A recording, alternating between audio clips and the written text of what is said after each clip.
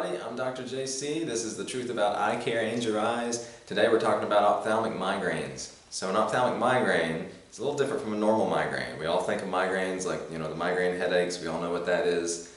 You can also have a migraine with some kind of visual effect or visual aura, maybe colors or lights in your vision. I've heard it described kaleidoscope-like before, with the colors kind of moving around. Also, you could have a zigzag line or lightning bolts. You could have stars. Some kind of visual disturbance like that is going to be the migraine with visual aura, or as we call it, the ophthalmic migraine. Alright, so you may remember this eye model from our last video on floaters and flashes of light. This is kind of a similar thing, I guess. You've got the nerve, which we're going to talk a little bit more about here. Okay. Now, of course, you got your brain. The nerves come out off the brain.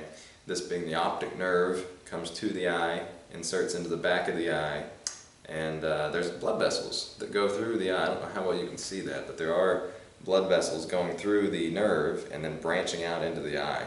Now, if you have one of these vessels that has a spasm, maybe due to variance in blood flow or something like that, but it can actually cause the nerve to perceive colors in your vision, or some of those visual effects like we were talking about with the migraine. But that's how you get that visual disturbance, the blood vessels and the retina itself kind of spasming. So an actual migraine with headache usually occurs back in the brain. You get a spasm in the brain, but you can't have it out here closer to the eye as well, where it does affect your vision. Now, this is not usually a problem at all, okay? If you have an ophthalmic migraine, there's really nothing that you need to do about it, unless you start having them more and more frequently.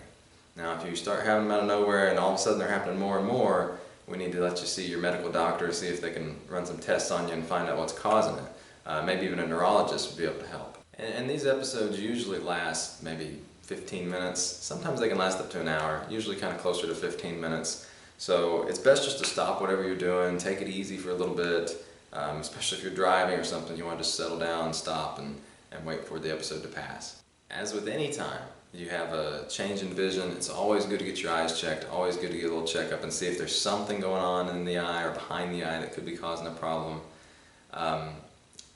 Not really an ophthalmic migraine, but we had a guy come in one time who had, it's called a pituitary tumor.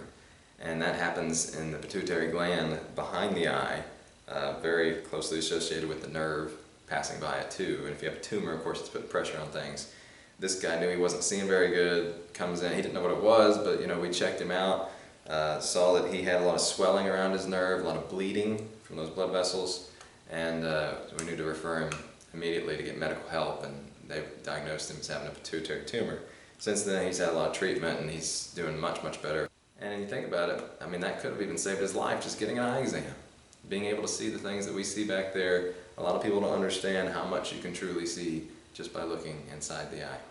Alright guys, so with that, let's go ahead and wrap it up for today. I hope you learned a lot in this video. If you have a question about anything, of course, always feel free to comment and ask me. And as always, I hope you have a great day, and I will see you in the next video.